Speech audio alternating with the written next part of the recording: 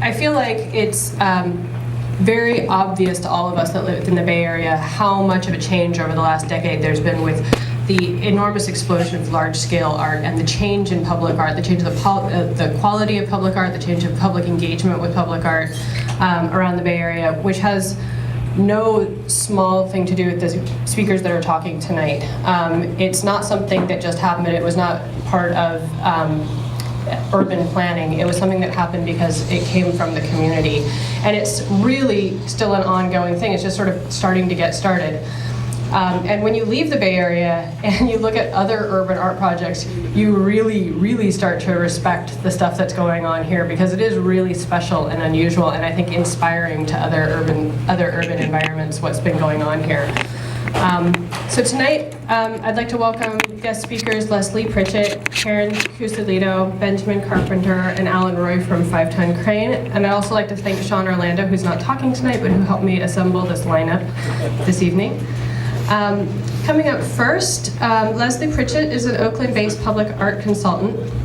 She combines her love of art, people, and process, and brings to her public and community artwork 25 years of experience in corporate and nonprofit management. She entered the nonprofit field as an executive director of the Black Ox Art Foundation, where over the course of 3 years she produced or supported more than 28 public art projects. The program for temporary art exhibition that she helped establish now serves as the model for municipalities around the country. More recently, she, in partnership with the One Hand, One Hat collective, produced the Peralta Junction project in West Oakland. As you'll hear, she's focusing most of her energies on projects along the West Oakland Industrial Arts corridor. Karen Cusalito is Miss Manager at American Steel. She's a large-scale industrial artist and founded American Steel Studios in Oakland in 2009. She's a strong advocate for the inclusion of public art in urban landscapes and providing functional and affordable spaces for artists to create large-scale work, and for inventors, tinkerers, and small businesses to collaborate and inspire each other. After the break, we'll be joined by 5 Ton Crane. The 5 Ton Crane is an arts collective, a diverse group of artists, geeks, and inventors from the San Francisco Bay Area. The name implies their intention. 5 Ton Crane does the heavy lifting that the industrial artists can't do on their own, by pooling resources, interest, and talent to create opportunities for bigger, better, and bolder art.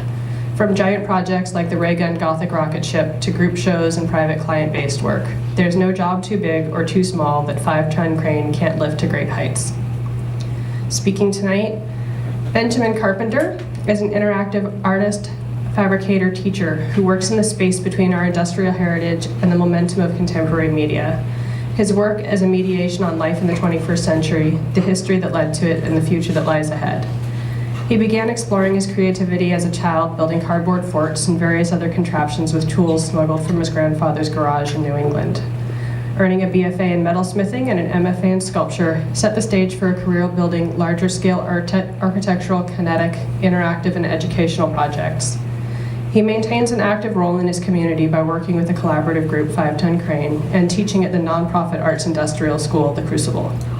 His work has been shown locally, nationally, and internationally. And he goes by the moniker Backbone for most of his commissioned work. Alan Roy is a designer, fabricator, and artist. He runs Hero Design, a design and build studio in Oakland. Hero focuses on creating limited runs of custom-designed, digitally fabricated, fun and functional objects for clients large and small. He also produces interactive science and science fiction-inspired artwork as Almost Scientific. He's a member of the artist group 5 Ton Crane and Applied Kinetic Arts. His studio is the Lost and Foundry in Oakland. And now I would like to welcome Leslie to the stage for our first talk. Thank you very much.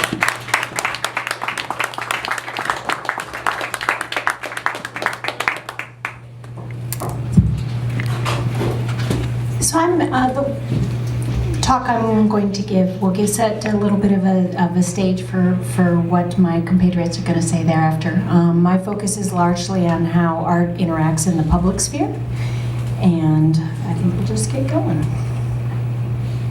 So I started my work in public. Can I take this off?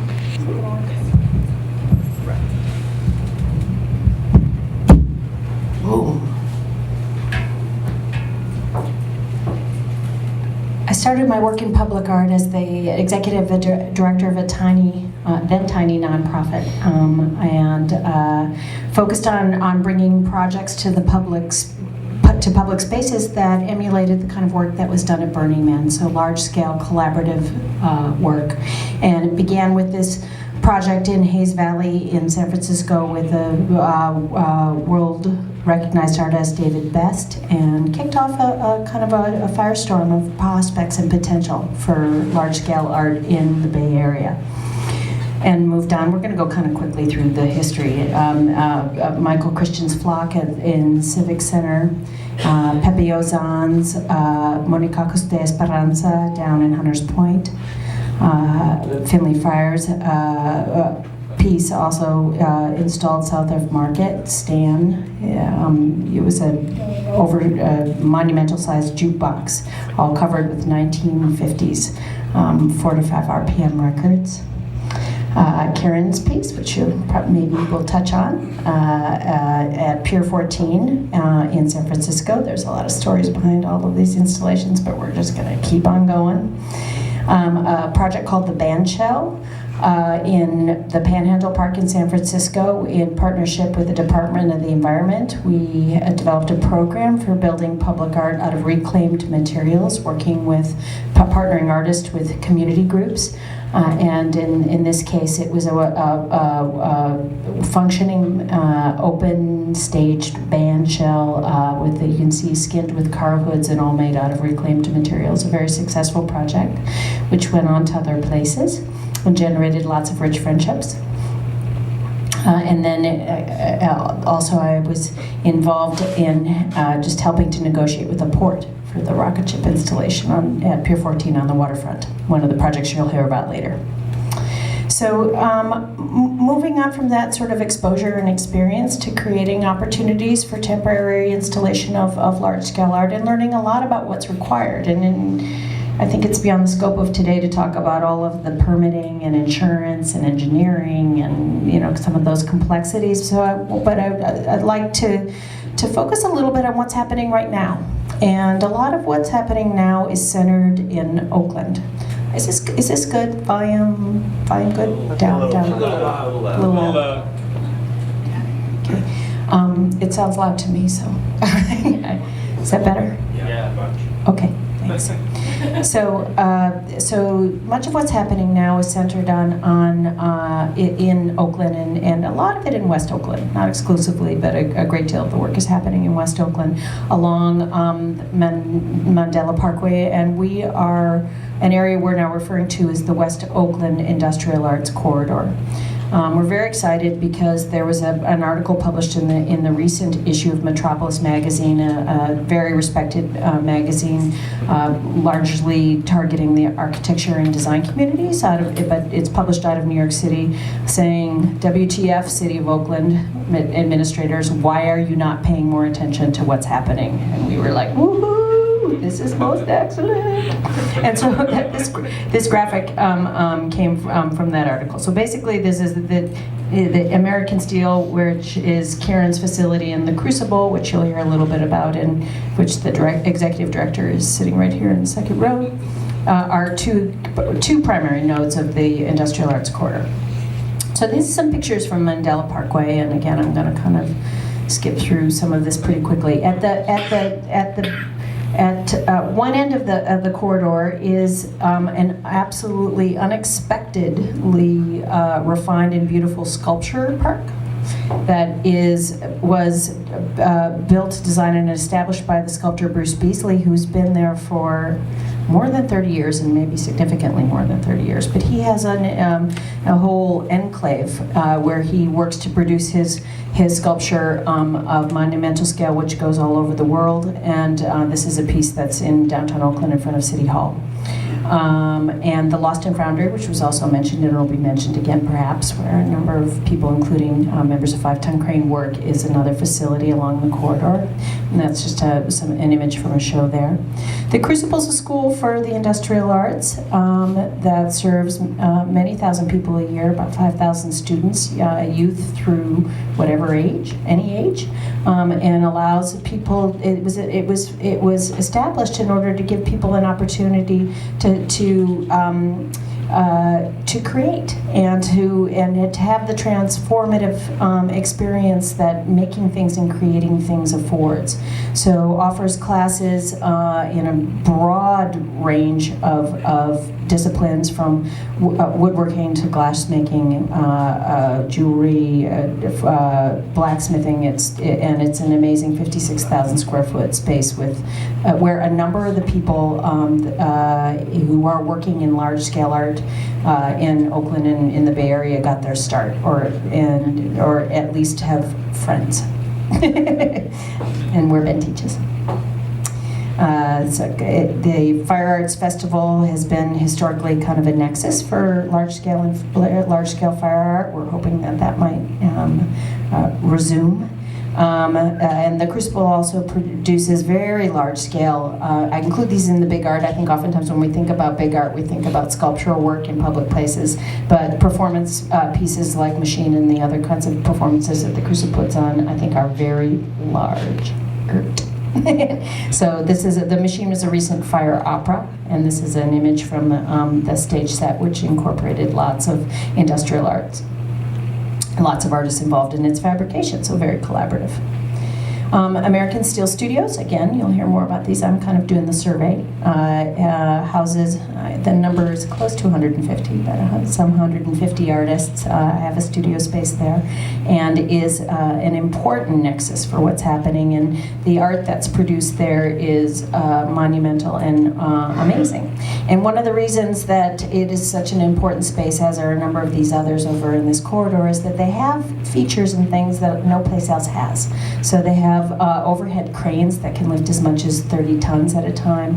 They have the kinds of clearance and spaces that allow this work to be produced. They have, in the case of American Steel, you can drive a substantially sized truck from one side of the building to the other, so deliveries pick up as a movement of the material as possible. Three-phase power, which everybody tells me is important, and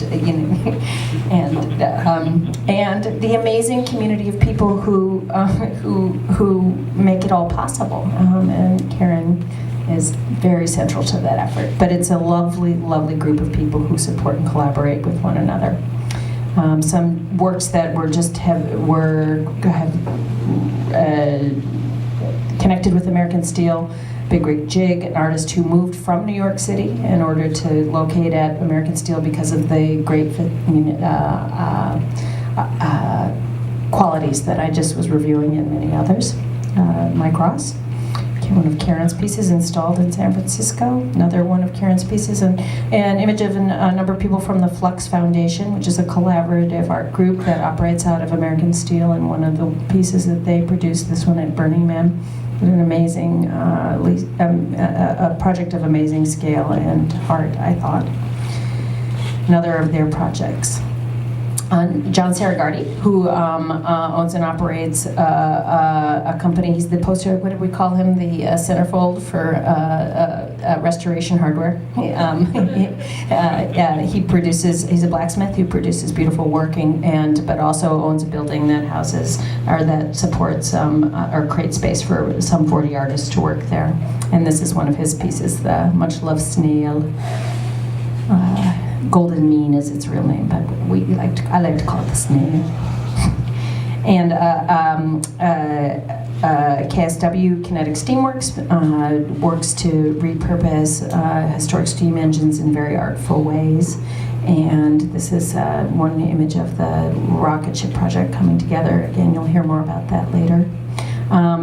This is another rocket ship that was produced as a stage set item for an artist named Skrillex. And there it is, right in the bottom when it was being used.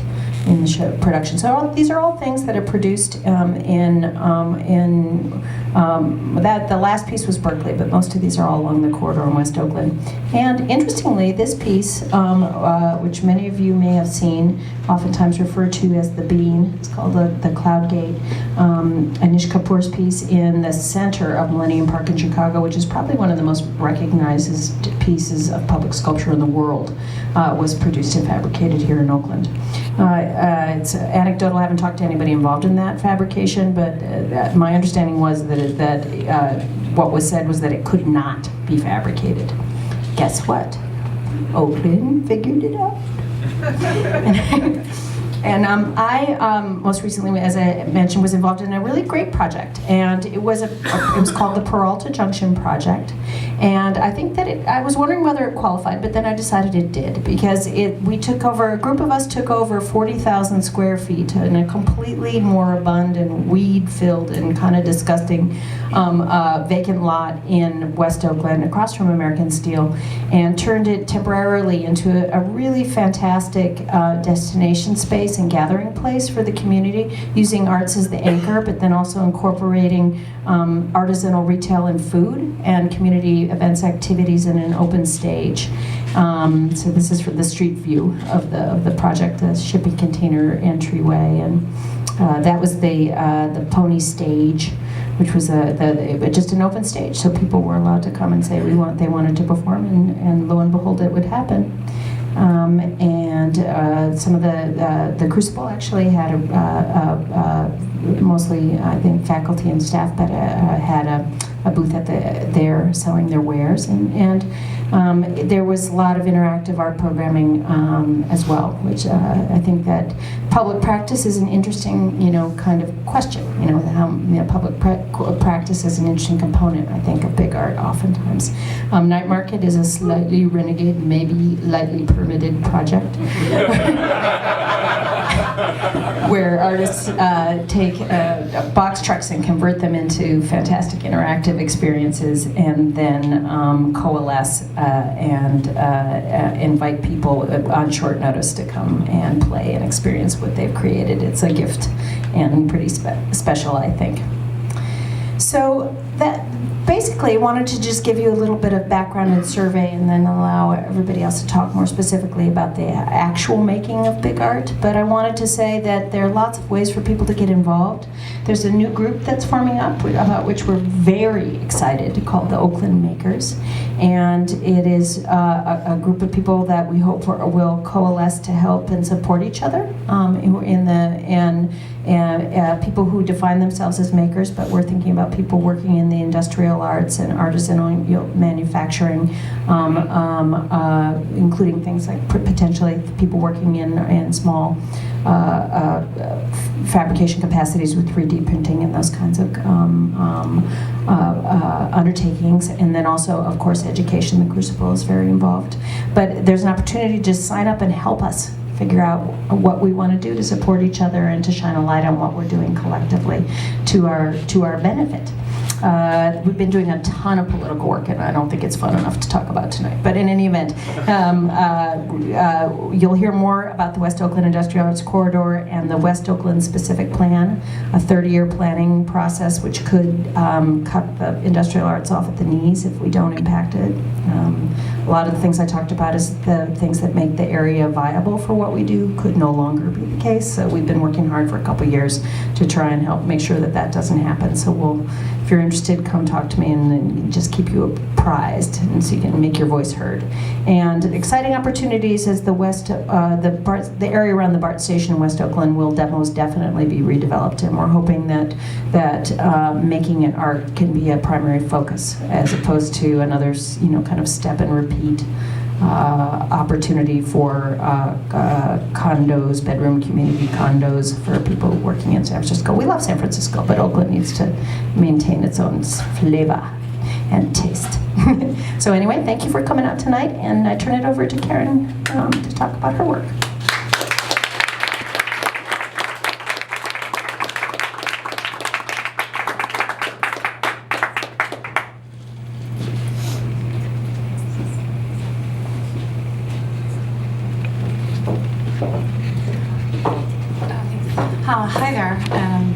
for coming out. And it was interesting. I was asked quickly to write a bio for myself tonight, and it was really hard if I try to write a paragraph about what it is I'm doing, what I want to be doing, and what I'm working towards. It's varied, it's fast, it's frenetic. A lot of it happens on really short notice, but thus the self-ordained title of Miss Manager, because I think if I set expectations reasonably low, by default I'll be doing really well. So I guess one way to describe myself is I am a large-scale industrial artist, and that is what I do, it's what I am.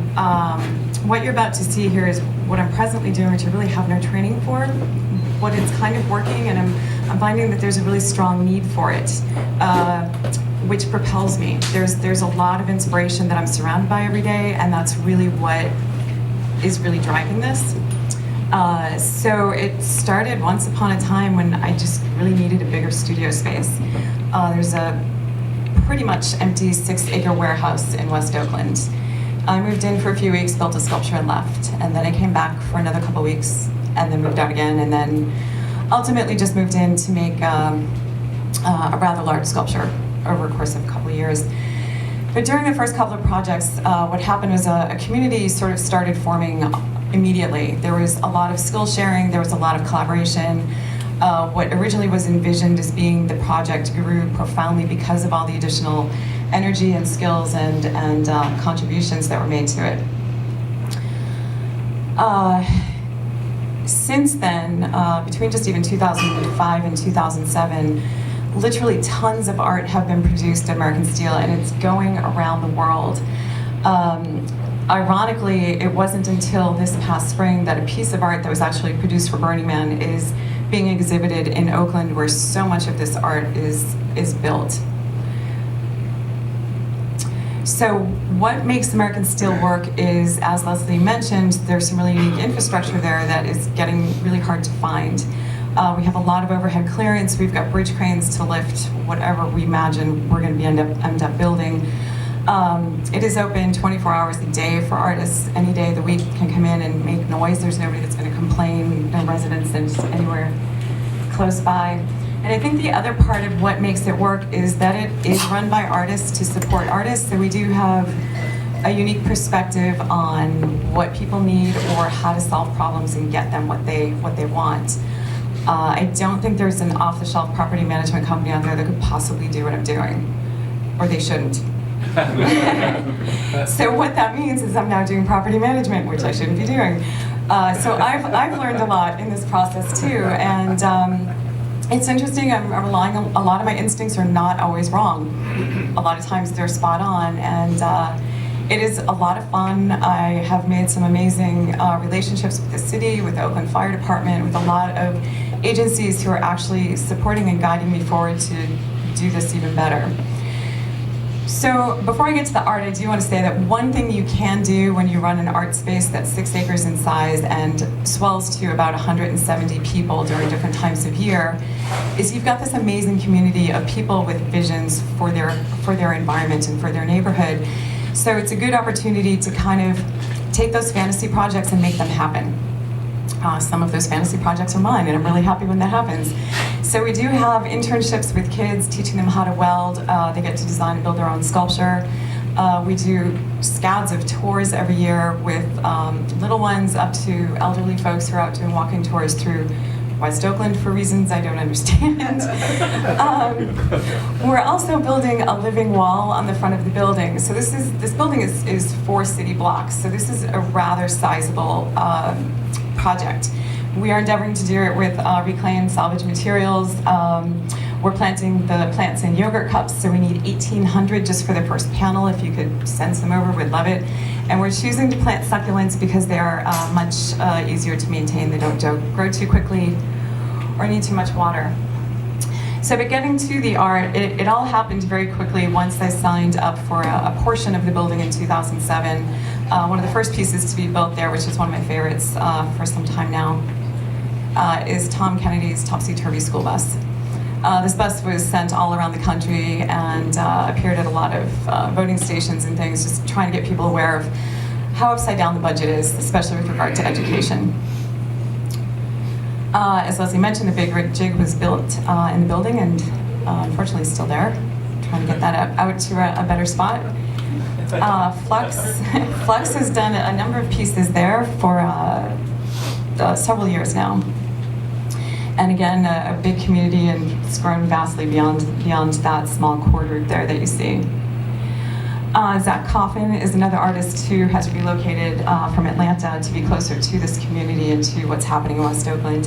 He's done a number of really large-scale pieces for Burning Man and has almost set one up out in front of American Steel. We're still working on that. It's a little broken piece, but so you can see it's a very involved kind of system that he's designed. It looks like a railroad tracks, a lot of engineering, which means there's also a lot of people working on behalf of this project.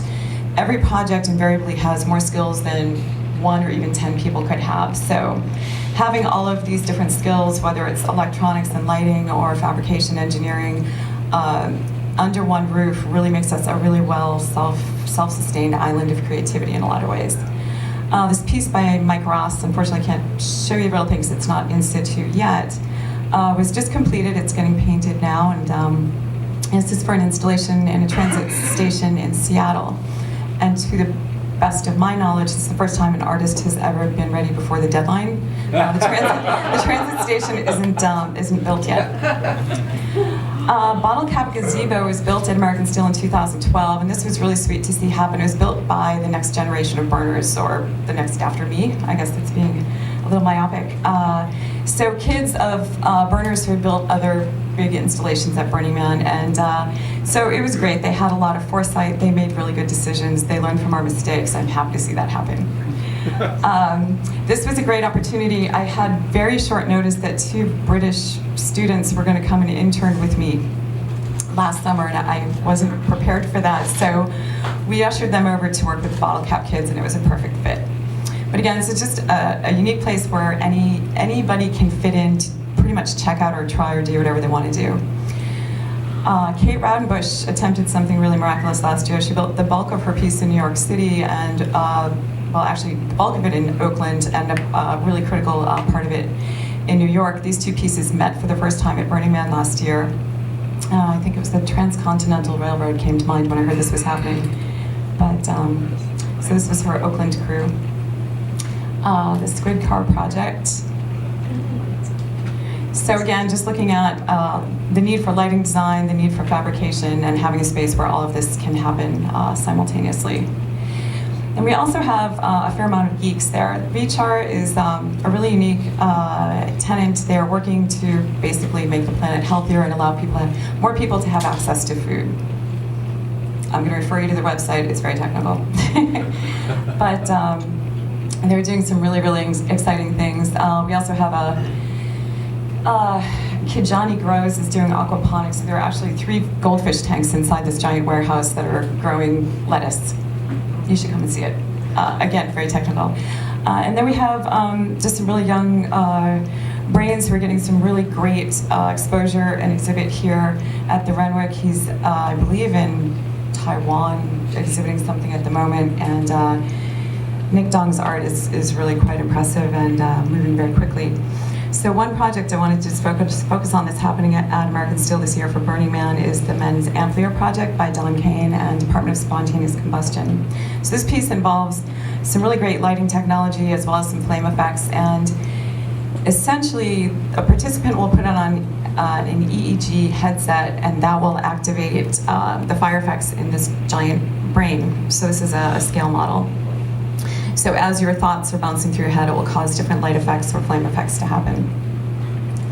So it's an interesting project in a lot of ways because before it's even halfway built, they've already been asked to exhibit it at about 6 different educational institutions.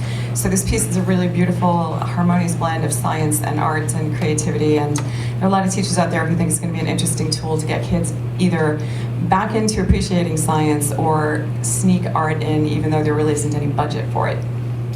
So I applaud that creativity. And so one of the secret ingredients we have at American Steel that kind of keeps everyone going is I do have someone under my roof who brews beer. So the population changes there. It's growing really quickly. I have an amazing manager, Sally, who just keeps it all moving forward. But the diversity is really deeply impressive. I tried to focus tonight just on the big art, which I know we're all kind of focusing on tonight. But there are a lot of other amenities that support that process. The Men's Ampliar project, actually, I believe they have 2 union certified welders from fabrication parts of the building working as commercial tenants who go there after hours to work on the art stuff. And so I see him come in and do the costume change in between his shifts, and it's just exciting to see the art taking and inspiring so many other people to kind of step outside of applications that it can have. So that is a quick look under the roof of American Steel, and again, it's going to be very different next week. I think there was talk of a tour, but yeah, thanks for coming out.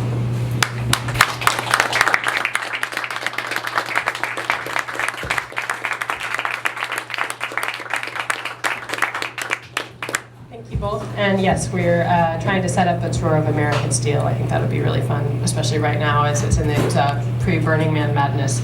We're going to take a few minutes break while we set up the next presentation and swap computers out and everything. Please make your way to the bar. We'll be back in just a few minutes. Thanks.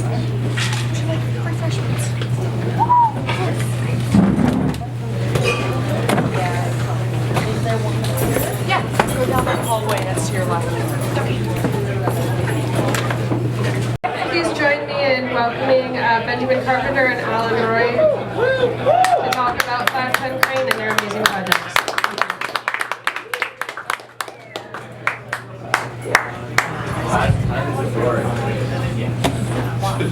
Hello.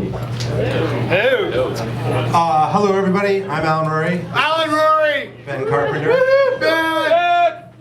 We're here to speak to you on behalf of 5-Ton Crane, and there's some 5-Ton Crane people in here. Raise your hand if you're a 5-Ton Crane person. Craner! All right. So look around. So when we talk about the group, and this is just a small fraction of the people that are with us. And is volume okay? Yes. Okay. So tonight the theme is big art, and when Ben and I have been thinking about this talk, and our group has done, as you'll see, some big art projects, but we wanted to think a little bit bigger than that. And we thought about our group, and we realized that our group not only does big art, but even our small projects we tend to do in a big way, because we have a very, very large community of artists, a group of friends that do these projects. So we're going to go over a lot of our projects in chronological order, because they kind of speak to our story and how we kind of came about to do all these crazy projects. We encourage you to, I know it can be a little daunting, but if you have a question about something, a photo, or you want to know about something, just please shout it out.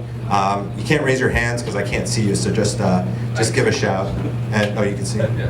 You're out of the spotlight. Okay. All right, so we're just gonna get started here. Except that's. Zoom, zoom. Not the right place. Zoom, zoom, zoom. Oh, technical problem. Very high tech. Infinity. And you said big. They didn't say infinity. Excuse us, we're Calm not being down. loud. So while Ben is fixing that, I'll. Okay. There we go. Okay, so 5-Ton Crane, I would say, began in 2007 for the Steampunk Treehouse. And this is a big sculpture, big art. This is it, it's about 40 feet tall. And this project, in a lot of ways, not only because it was our first, but because of its nature, it kind of talks a lot about how we go about doing these things. Unlike, well, especially at this time, unlike a lot of other groups, we don't have a real formal way of doing anything. The way we do each project kind of adapts to the project itself. But this is a really good example. The treehouse was the brainchild, the vision of one person in the group, Sean, who's over there. And Sean came out with this idea and gathered around him a group of people who could build this. And like Karen was talking about earlier, you know, a project like this, it takes a lot of different types of skills and people to work on this project. And this was for Burning Man. So Sean got a grant to do this for Burning Man. And in the nature of Burning Man, the people that came to work on it were from all different backgrounds. They weren't just people who could weld. In fact, a lot of the people who welded on this project had never welded before or done any of this work before. They were computer programmers and all kinds of different things. Thanks, Ben. And, you know, different people with different skill sets came together to do this large-scale project. And we're all tend to be very plan-oriented and like to do lots of drawings and have a good plan of things beforehand. Here are some pictures of our group. We're, as we said, very collaborative, and the way we worked on the treehouse was there was this big piece that everybody worked on, and then there were little smaller components here and there, a door, a porthole, the hatch on the floor to get up into the treehouse that were undertaken by specific people or groups of people who would collaborate to make that part happen. And then everyone is kind of collaborating on the big piece with, in this example, with Sean kind of overseeing the whole thing and kind of making sure that, that everything's going to come together on time. Here's Kiki and Toria riveting and hugging the base of the treehouse. And another thing that I think our group, that really coalesces our group is our attention to detail and our love of little details. Even though these sculptures are really big, whenever I feel like one of the hallmarks of our work is no matter where you look on the tiniest little part, someone has paid attention to it and given that little tiny detail to the big sculpture that brings it all together. So that giant 40-foot sculpture, the treehouse I showed you a second ago, here are just some of the tiny little elements that are in the house and on the house that really bring it alive. And in the spirit of this big art, you know, there aren't a lot of places where you can take these sculptures and put them. The treehouse was originally went to Burning Man, and then we took it to the Coachella Music Festival. So you can see it there, that lit picture, backlit picture, the lights, that's from Coachella. And the treehouse was fortunate enough to find a permanent resting home, Dogfish Head Brewery in Delaware. Down at the bottom there is their architectural drawing, and they redid it. And that tiny picture over there is its, do we have another picture? There we go. That's the treehouse as it is in Delaware. And you know, every aspect of this project was done by various members of our group, depending on what task needed to get done and when it needed to get done. Different people came together to make it happen. So now we're going to go on to another project, a smaller project that was also done in a very similar manner, where somebody had an idea for a project and then put it out to what was at this point an email list. And in a lot of ways, that's really what 5 Ton Crane is. You know, we don't have a lot of meetings. We have a web page. We're mainly a list that has a bunch of good friends on it. Someone puts out an idea like this for a neuron chamber, which was a interactive science-related sculpture of 3 robotic neurons in a tank. And this was a project that I brought to the group and had very little expertise in welding and a lot of other things involved in it. And other members of the group, like Ben and David and Joe Slota, joined the project and brought it to life. Again, you can see we do a lot of planning and prototyping. This was this sculpture, the neuron chamber, is a high voltage sculpture. So inside this purple tank, on the bottom here, you can see these little guys over here have 15,000 kilovolt electric arcs that snake down their length horizontally. And when we came up with this idea, we had no idea how we were going to do it. And we spent a long time prototyping the arc puller. And this here is this little janky thing done on a 2x4 that's pulling a 15,000 volt arc on some ball chain across a metal workbench in NIMBY, which is a big art spot that used to be right by American Steel and is now in East Oakland. So the piece of information that was missing from all this is that Alan has a PhD in neuroscience. And so working on the neuron chamber, you know, as a fabricator, specializing in metalwork, getting to work with scientists on a project that is about real science is, for me, one of the gems about this group is that we don't just work with other artists and people with similar skills. Like, really, the group truly has a diversity of expertise and social and professional strata, and it's really interesting and it's really valuable, and I think that it comes through in the work.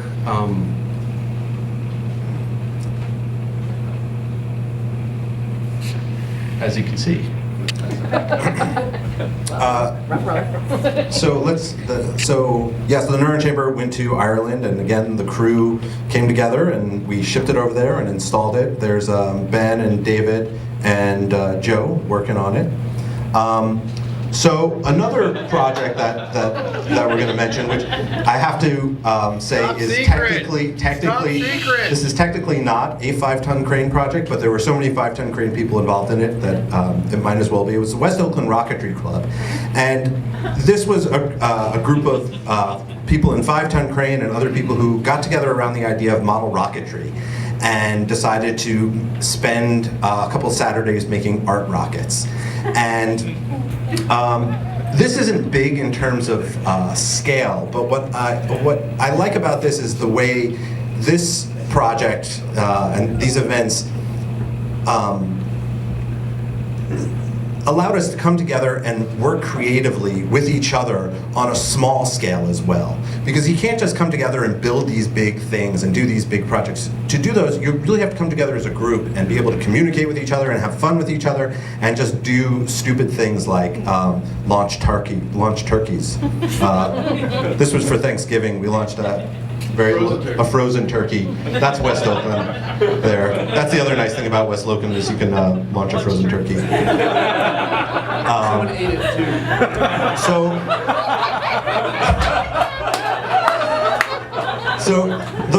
the Rocketry Club just was another. It's just a really great example of how our unique group of people came together to do these ridiculous events, mainly for ourselves. But I think the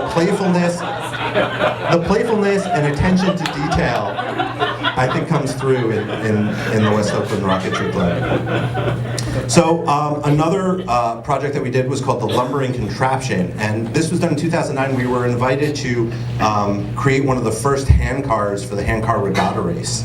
And of course, we decided to do something big and steel. So this is a 10-foot tall steel hamster wheel that people run in to power this metal cart with a cow catcher on the front. And how do you even decide to do something like that? How does a group come up with an idea like that? And the way we did it is we all got together and just started coming up with ideas, and we started building cardboard models, and there were so many different types of ideas. We eventually voted on one, which was the giant hamster wheel, and then we got really drunk. First we got really drunk, and then we came up with the hamster wheel, and then we did these very technical drawings. And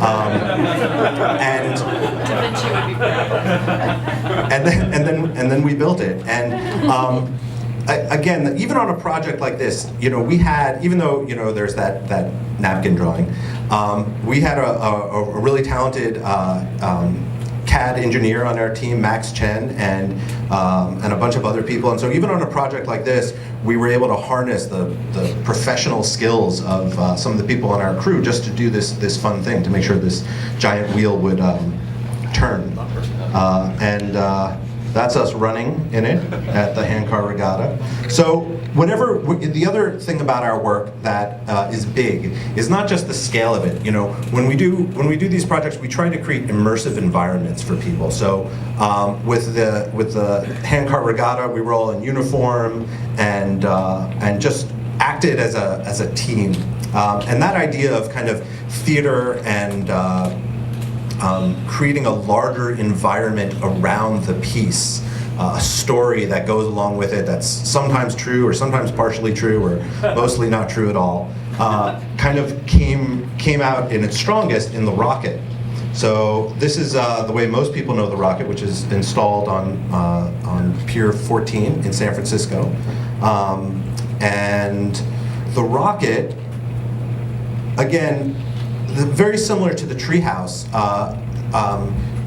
David Schulman, Nathaniel Taylor, and Sean Orlando had this idea to build this giant rocket, and brought it to the group, and they said, hey, we want to build this giant rocket.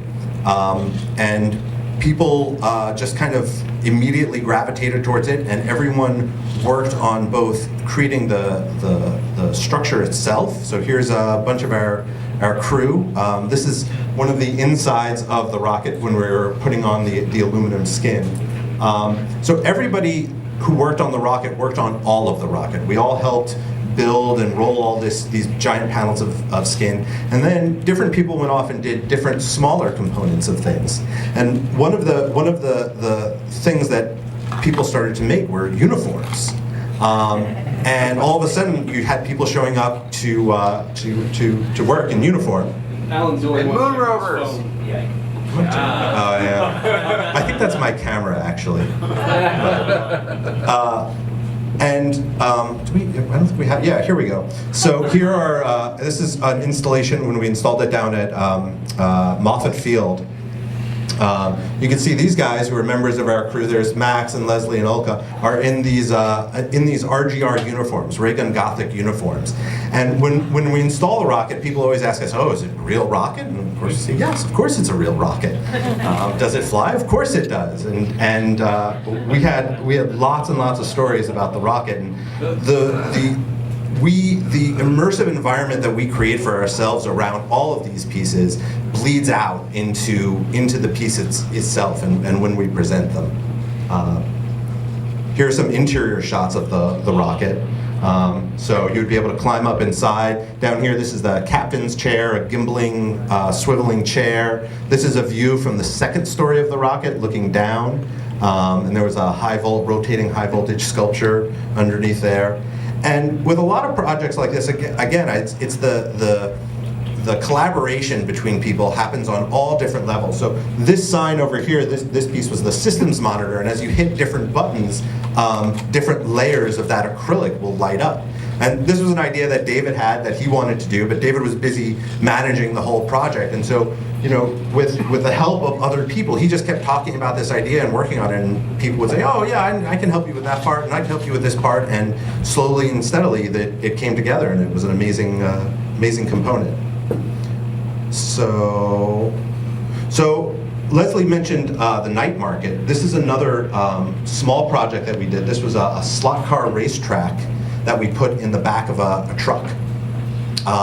And this project is really, again, represents our style of kind of breaking off and having different people do smaller individual components that all come together. So one group of people was building the slot car track, while another group of people were building all of the little detailed elements that filled the track. So even though you were racing your slot car around, when you stopped and you looked, you'd say, oh, and this is the little tiny car with this little tiny man and these little flags. And these little details are just added by people, and largely, people were off making, Chinatown over there and the rocket. Nobody had any idea what anyone else was making. And then on the night, when we install all this stuff and put it all together, it's really exciting for us because we get to see all these parts together, and we've never seen them all together. So having a big group really enables you to always be surprised and impressed by what other people in the group are doing.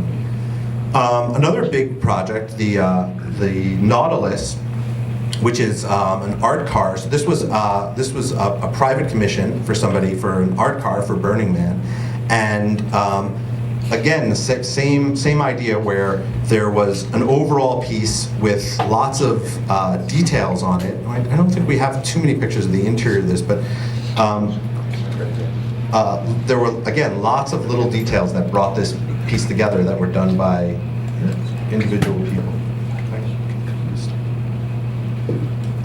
So here's a good shot of the construction of one of these things, and this piece was really interesting because it was one of the first. We learned a lot of lessons from the rocket ship in doing this in terms of the power of using CAD to make things come together really easily and quickly. So this whole structure went together in. You guys had it together in a 2 week? days. 2 days. 2 weeks. 2 weeks. 2 hours. Take how much time you think it's going to take and multiply it by pi. So, you know, this very complicated, very accurate structure went together very quickly because of Greg Jones. Again, because of the amazing skill sets that some of our members of our group have. Okay, and then Oakland Squared was a project we did very recently where we were invited to do the windows of the SF MoMA. And when we were asked to do this, there were 6 windows, and we've got this large group of artists, and we were trying to figure out how can we do these big windows and still get as many people involved in the project as possible. There were 7 windows, right? 7 of 7. So what we decided to do was to take photos of Oakland and break them up into approximately 12 by 12 inch sections and give each of those little sections to individual artists. And they would make their own little creation, and then they would all come together and make a larger image. So here's another shot of our group working. This is, you know, not a big steel fabrication, but again, you know, we just threw down a bunch of tables and people brought art supplies, and you would just be able to look over and say, hey, can I use some of that red paper for this? And drank a lot of beer and made our squares. So here are the examples of the windows. Here's a zoom in on one. These are the what are these things called? AT-ATs, right? The AT-ATs in Oakland, the big shipping container lifters. And each of these little squares was done by an individual artist. So you get a real mosaic look, but then it all comes together and you can recognize the image. And then the subscenarium, which, Ben, I think you should Yeah, sure. take over. So the subscenarium was big and so appropriate for this talk, but also I think in terms of the group 5-ton crane, maybe the smallest in terms of the participating members. It was about 5 of us. But what was nice is that since 5-ton crane doesn't really have an official format, or since it's kind of amorphous in that sense, we expanded and brought on a lot of new people. And so my main collaborator on this project was a drummer, my friend Daniel. He's also a drummer in the group Gamelan X. And so this is a sound-based piece, which I think was a nice a new direction for me, certainly, and a lot of fun to explore. And so, you know, here are some shots going back to the detail and getting back to the CAD work.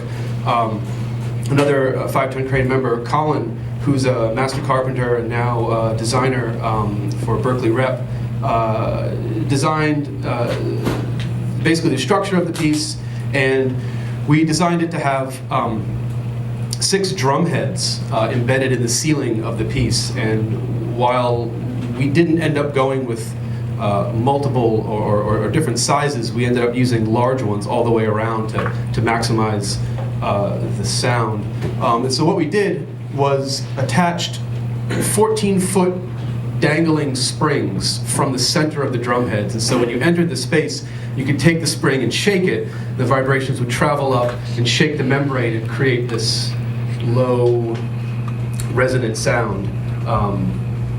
It was a lot of fun. This is a shot of the interior of the space. This is Daniel here with the springs after the second day at Burning Man. The piece lasted about 36 hours. Luckily, we got all our footage shot on the first day. And here's a quick video of that.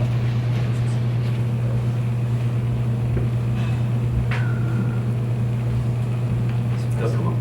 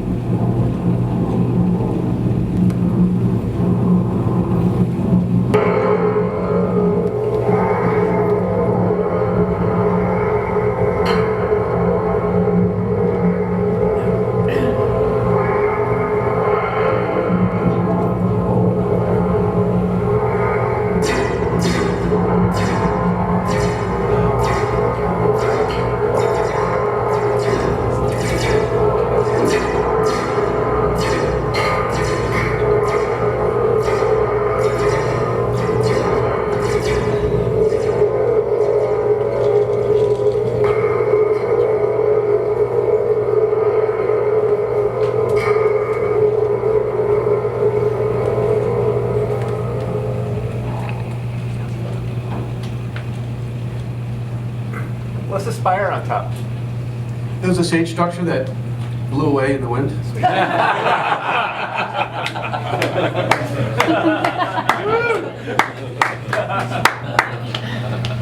And so that was the SF Mobile project and the sub-scenario were the last two major projects that we did together. And so now the group is just kind of laying low and fielding whatever comes next. Alan's baby. Alan's having a baby. Alan's having a baby. Yeah. And pretty much We're all going to everyone- help with that. But that's the nice thing about 5-ton crane is that because there's no real shape and no real format, it's allowed us to be flexible and to take on jobs as they come and to have take a different path and have a different shape for each project, which has been a lot of fun and really valuable for me. Just wanted to give some photo credits. So I think we'll leave it there for any questions that you might have, or comments.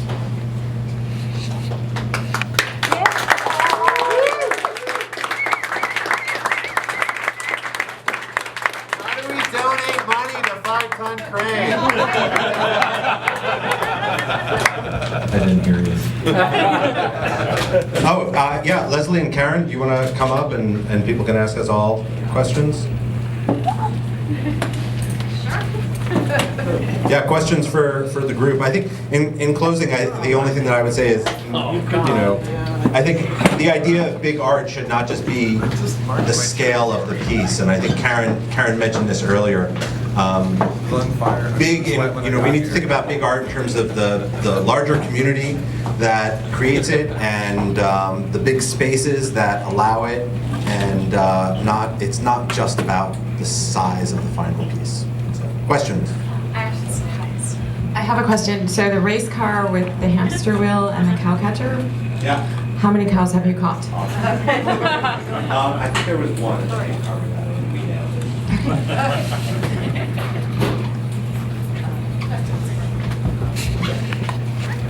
Yeah, Alan, I'm always interested in people who haven't been part of a group or haven't been part of a large-scale project.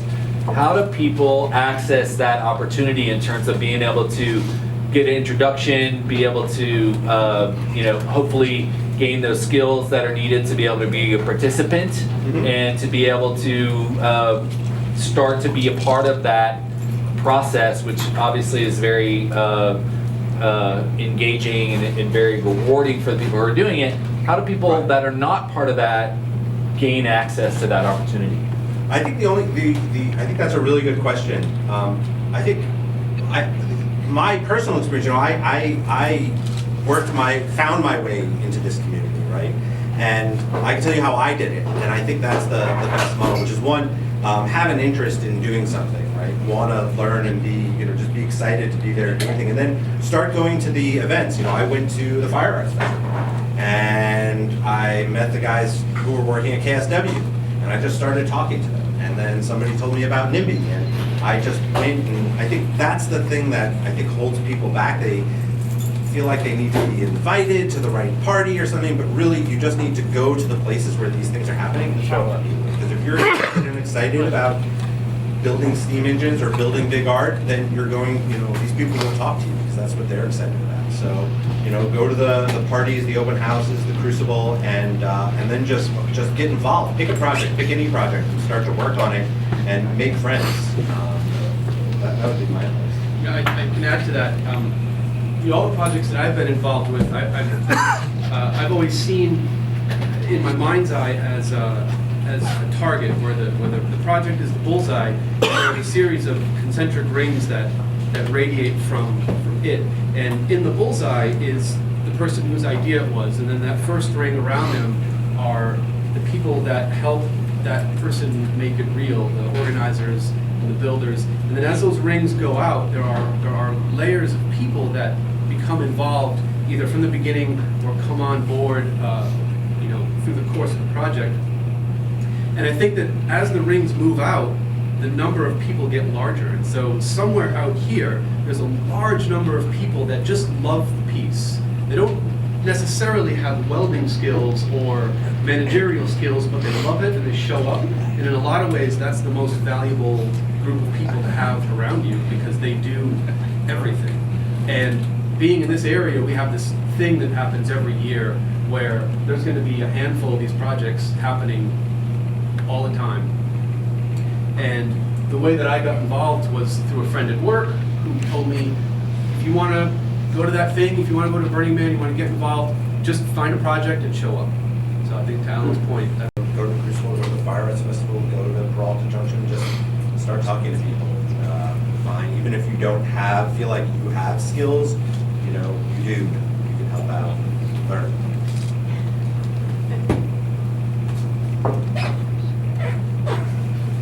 Yes. So I'm curious, can you talk a little bit more about what you see happening in that West Oakland Industrial Center and perhaps what some of the threats are that could cut it off at the knees? You mentioned that briefly in your comment. Yeah, I'm curious too. So, well, Karen actually was the one who first pulled on my arm and said, you gotta go. Oh, no. I think the primary threat is one that based on zoning. So I think that in order for places like the American Steel and Crucible and the other art spaces we've talked about to exist, there has to be zoning that supports it. And it's an industrial category of zoning which is sort of easy to chip away at. And we all recognize, let me start by saying, we all recognize that there's going to be change. West Oakland change is inherent, but also West Oakland is girding for a huge wellspring of change that's already started. And it's our argument collectively that not that we don't think change is important and that we want things to stay static in the way that they are, but we really want the arts and the industrial arts to be valued and to be recognized for providing the important cultural richness, community connection. Zoning is one of the primary things, but it's a little, it's not an easy question to answer.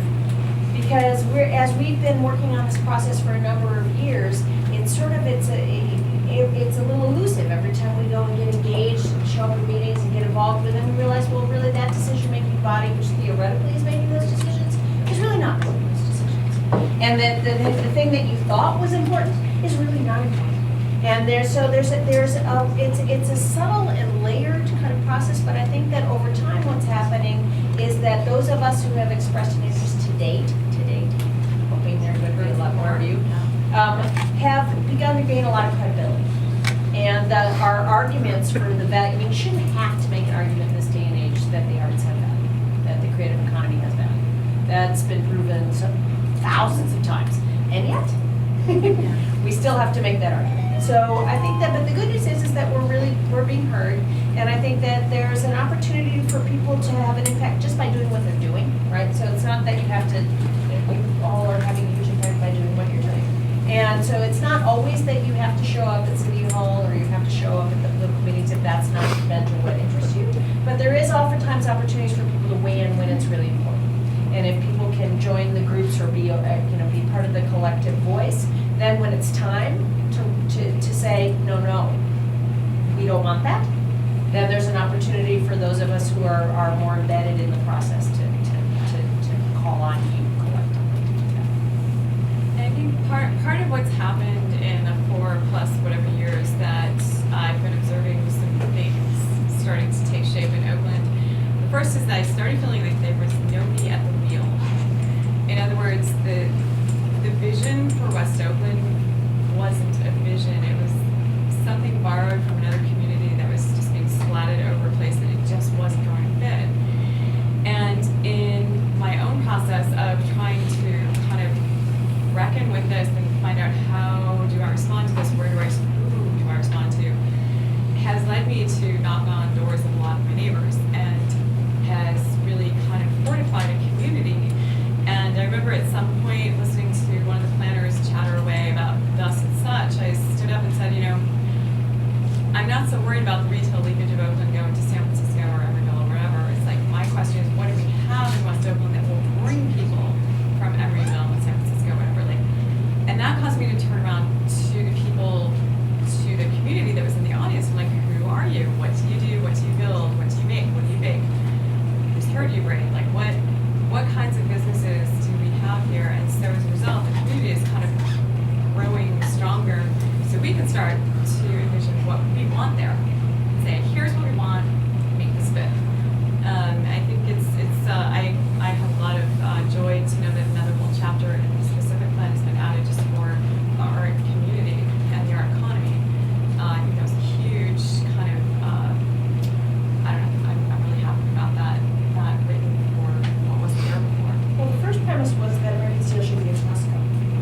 Wrong with Costco, but that's where we want it. 6-acre Costco. Sounds too much. No, I mean, I think that I think that we collectively are just starting to really inform the vision, and I think that there's, I'm hoping that what we can do is help provide information and opportunities for people to connect to things that are viable, reasonable, and easy to understand and attach. So we're beginning to figure it out, and one of those opportunities we hope to There other questions? So, my question is about funding. It's about money, basically. Because big art takes money. It takes money to rent a space. It takes money to rent the heavy equipment, and it takes funding. And this is really kind of a question for the room. I'm not expecting either any of you up there to know the answer to this. It's a question for myself as well. It's like how do we generate, the support for these kinds of projects? Because we all know. I mean, like, there's artists in Germany that are squatting buildings and getting funding from the government to renovate those buildings. There's other places in the world where this kind of art is valued and funded and so forth. And yet here it's like even if you're going to go to Burning Man and do a project for Burning Man, they only partially fund your project. And so you have to, do these other things, and that's valuable to do your own fundraising. But it takes, I have a full-time job. I know many people here have full-time jobs, and I don't have the time to make the kind of big art that I'd like to make anymore, because it takes time to build these things. It takes time and money and resources. So I just want to kind of throw that out there, how do we generate the kind of support that we need to make these kinds of really cool projects? I don't know who's got an answer. I have a possible answer. I had guests in from out of town, and we were down in Fishman's Wharf because that's where tourists mingle or some way. And we ended up at Museum Mechanique, the old Nickelodeon basically. And the thing is it was actually free to get in, and then everything that you wanted to play with cost money at that point. What about a museum of kinetic, art? Like Exploratorium on steroids. Yeah, we like a large art museum, on the pier. Absolutely. I mean, there's something where people can have access to it. Would be. And there's actually a lot of stuff. If you think about it, Maker's Fair has that the bicycle around thing. There's all these little interactive art pieces that are fun to be around and fun to play on, and kids absolutely love. Right, and you charge $25-$30 to get in, and every tourist will then have a reason to go to West Oakland, for instance. There's no tourists that are like, we need to hit West Oakland. The challenge with that is that what happens is that funds itself, right? So you get to charge people to come in, and it funds itself because there are expenses in running that type of thing, which is great. But I think the bigger issue is really exposure and more people knowing about what's happening and why it's important. And one of the things that they're working on, and I'm helping with this, is really trying to raise the exposure and raise the awareness of what's happening in West Oakland, and being able to have people understand why it's culturally important, why it's important for people to have access, why it's important for these types of things that are happening to continue to happen, and also an awareness of a sense of shift in the way that art's being made. And I think that one of the things that's important to understand is that there's a shift, and we all know that there's a shift happening because there's a large-scale, very collaborative, very interactive type of art being made that's not really being understood by the rest of the country. There's no National Foundation for the Arts. I mean, we don't get government grants anymore. That dried up.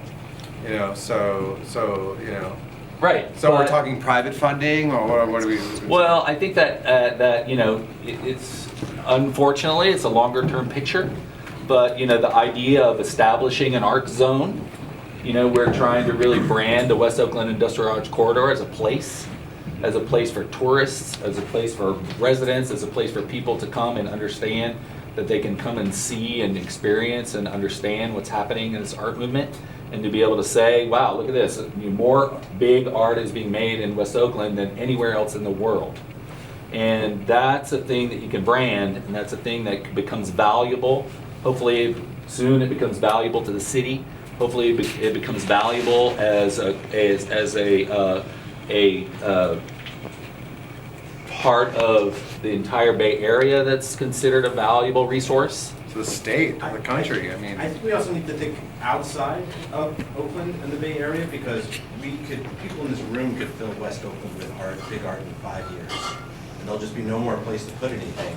I think that would be nice. That would be nice. That would be great. Yeah, apparently, Paul. We need to also, and maybe this is probably part of the process once you establish it here, is bring these sculptures to other parts of the country and other parts of the world and create a larger place where these big sculptures can go.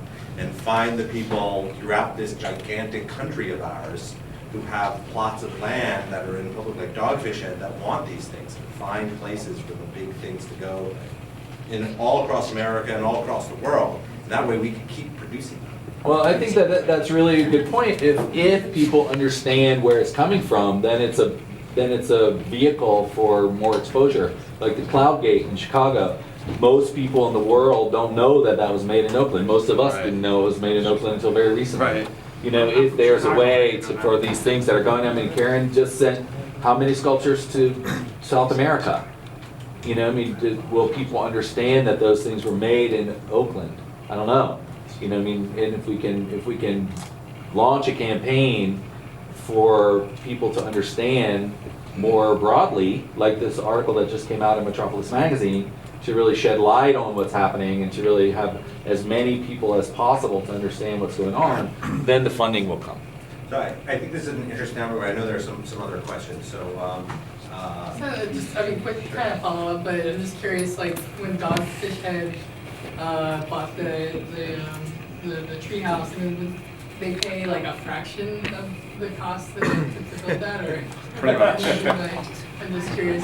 They mainly paid for the installation and the refurbishment of it at that point, and for us to go and set it up. So it was pretty much like, we need someplace to put this has a home now. Yeah. That was one of the big problems with making big arts, is that after the initial exhibition of it, say it's Burning Man or any other large event that supports big art, is you have to have an exit strategy. You need to have a game plan for what do you do with this big piece of art after the event.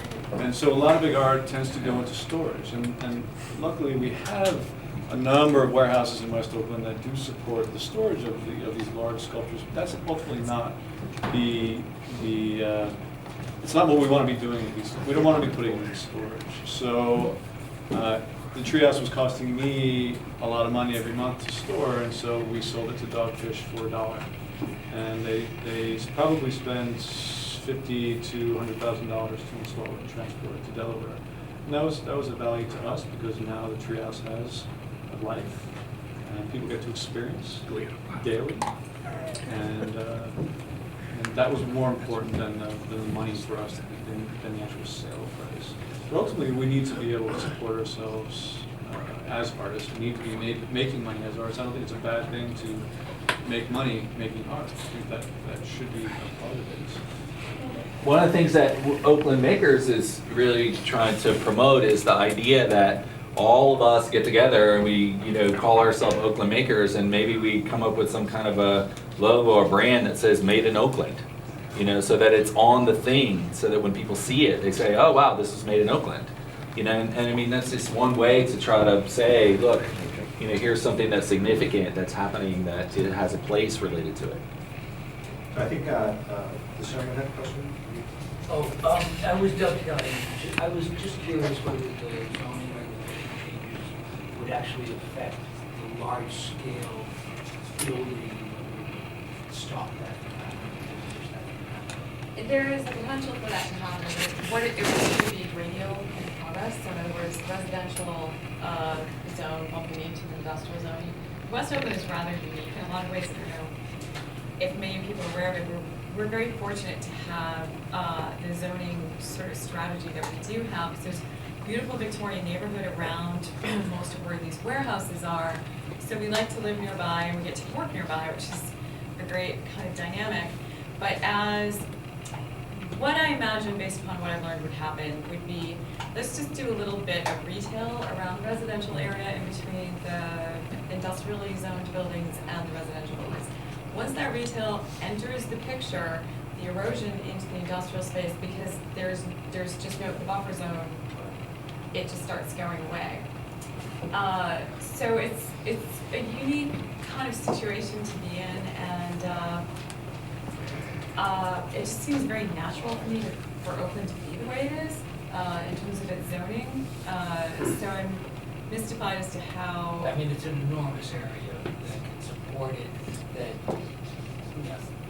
So what we're hoping for, if I may speak, is visionary approach to change and growth and development, and for people to care about the industrial arts. And it's not that, you know, that to understand how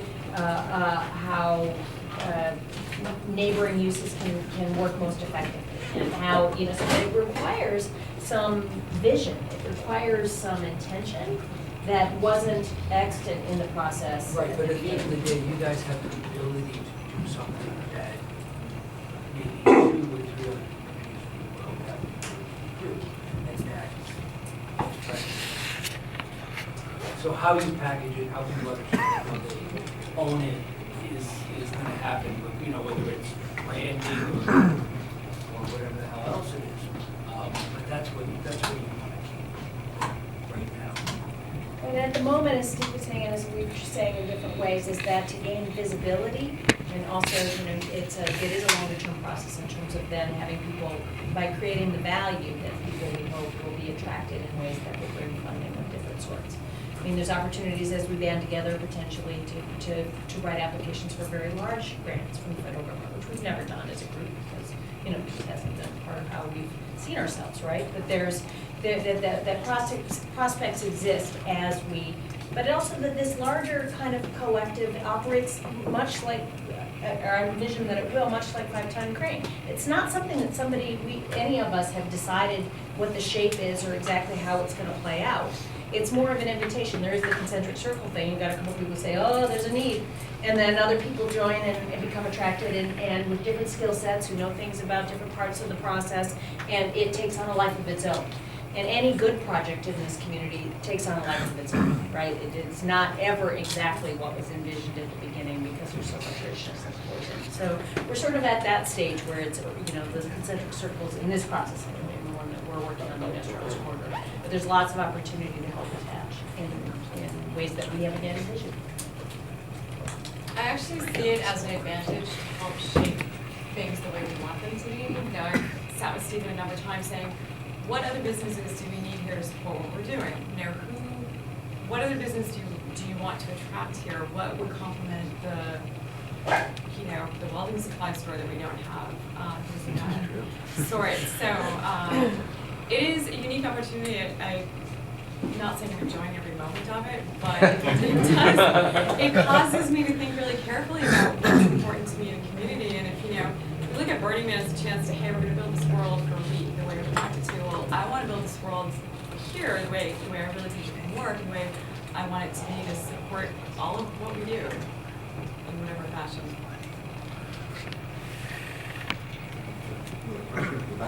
How supportive do you feel the city of Oakland's being with all of this? Are they actually listening, or are they kind of stuck on their cookie cutter plans that you're alluding to that they have for West Oakland? Are they listening to people who actually live and work there? I think initially no, and pretty emphatically no. In fact, I think the process was resistant. One of the council members on the planning commission said that she had gone to one of the meetings regarding the West Oakland specific plan, and not her word mine, but it was equivalent to abysmal. She's like, if that's your idea of community outreach, you're failing. So there was, but I think that there's been a really important shift, and one which is really exciting. Oakland has a new head of economic and workforce development named Kelly Kahn, who really gets it, and was speaking in terms which made our hearts sing at the last presentation. And she, and she's brand new, only been there a number of weeks, but comes from a number of efforts that mirror and mimic what it is that we, understanding the value of the arts and as in the same way that we do. And there's a new head of planning who also, she's very new to me, but seems to be clear on those kinds of values. Having new people in those positions is huge, and because the people working under redevelopment, which was disbanded, they were old. They were not interested in hearing. They didn't want to think outside of their book. Yeah. Is kind of what it was. Yeah. And I don't know, this might be very unpopular to say, I'm happy that redevelopment chapter is closed and behind us. I think there's a lot of new energy and enthusiasm moving forward for a lot of different things to happen. So we're seeing some hope. I am. Last question. I work in civil engineering, and projects go where the money is. Like, let's be realistic. I work with clients like Costco and Target, and also clients like small cities like City of Oakland. The City of Oakland's broke. Like, they are not in a position to be putting large resources into something like the arts community because they're trying to pave the roads and put the helicopters in the air. We can get into politics about that, like, at the bar, but I think the reality is that from my perspective, from somebody who's involved in a lot of commercial development professionally during my day job, if you don't have some type of either very well-funded municipality or a public-private partnership with a company with deep pockets, it's very hard to get checks big enough to pay for this type of project. I think we're cashing out on crowdfunding, we're cashing out on Burning Man, and we're reaching that ceiling that we're talking about how do you actually get it paid for. So I'm curious what your thoughts are on that public-private side, and like, where are those deep pockets? Well, our argument is in large part that much of what's happening is part of an important creative economy. So the Oakland Makers is not built around just people who are creating big art of the sort that's being described here tonight, but it's also people who are starting businesses and doing artisanal manufacturing, and there's a wellspring of activity that I think falls under the larger description of making an artistic and creative enterprise that has important economic value. And it is also in huge numbers of places. It's been proven as Kelly very articulate, she said it in much more, so articulate, that the young workers, that the companies that cities like Oakland want to attract, they want the young workers that are drawn to the kinds of work that we're all doing. And that rich cultural kind of context has economic value. So we recognize that we have to make a layered argument for why what we're doing has economic value, because as you're right, that if we don't have that, if there is no economic argument at all, it isn't going to happen. But we need to make sure that the economic argument is valuing things that we actually value, and not just not a flash in the pan, and also that it doesn't dissipate. That it just that, because I think that if you, but I don't think we have all the answers here. I know we do. Anybody else have brilliant ideas on how to pay for their? I do. Not spend $300 million on a new Oakland Raiders football stadium for Oakland. I want to say Build that. an art train to go across the country if you want to have one flight.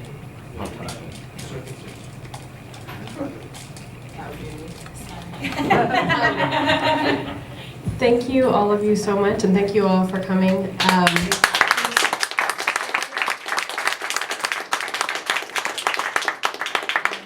Hatch plans and ask your remaining questions.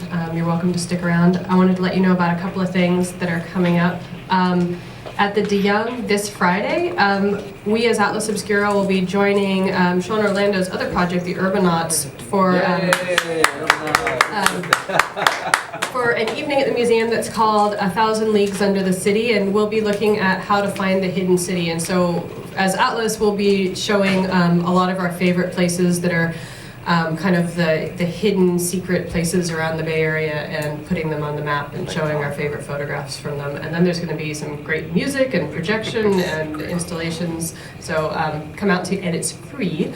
So that Spelunk is, at your own risk. what time is that? 6:30 on Friday, I think? Yeah. Something like that. It's on the Atlas website and on our Facebook page. And then I'm going to work on setting up a group visit to American Steel as soon as that's feasible. And for any of you that are not already on our local area mailing list, for a lot of our small group outings, we sell out very quickly, or we book solid really quickly. And the best way to get the first round of notifications is to sign up for our private mailing list. So if you have not done so, I have a clipboard here. I'm going to put it at the end of the stage, and please sign up. Thank you very much.